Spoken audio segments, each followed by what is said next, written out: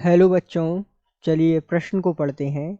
निम्नलिखित समीकरण को संतुलित एवं पूर्ण कीजिए। आपको समीकरण दिया हुआ है।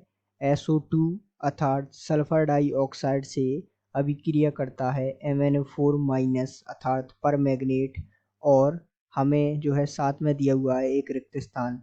ये जो है अभिक्रिया करके उत्पाद हमें प्राप्त हो रहा है SO4-2 अर्थात सल्फेट आयन प्लस Mn+2 अर्थात मैग्नीज आयन प्लस रिक्त स्थान। तो आइए हम इस अभिक्रिया में रिक्त स्थानों की पूर्ति करते हैं और इस अभिक्रिया को पूर्ण करते हैं। तो सबसे पहले हम मुख्य अवधारणा को समझते हुए इस प्रश्न को हल करते हैं।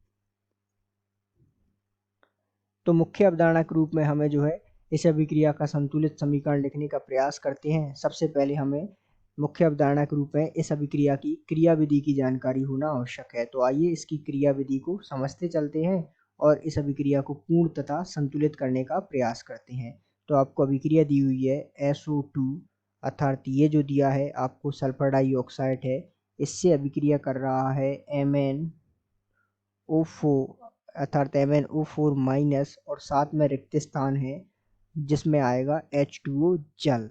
तो ये जो है अभिक्रिया की क्रियाविधि है और इसके फलस्वरूप यदि हम अभिक्रिया कराएं तो उत्पाद के रूप में हमें प्राप्त हो रहा है SO4-2 अर्थात सल्फेट आयन, साथ में प्राप्त हो रहा है Mn+2 और साथ में हमें रिक्त स्थान में प्राप्त हो रहे हैं 4H+ अर्थात हाइड्रोजन के 4 आयन।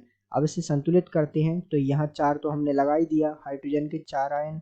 इसी प्रकार Mn+2 के आगे हम 2 लगा देते हैं और जो है SO4-2 के आगे यहाँ लग जाएगा 5 और SO2 इसके आगे भी 5 लग जाएगा।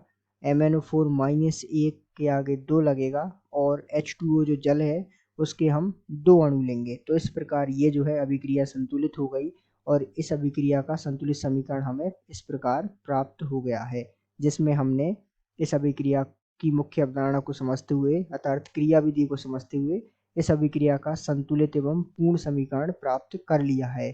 तो आशा करते हैं आपको समझ आया होगा। धन्यवाद।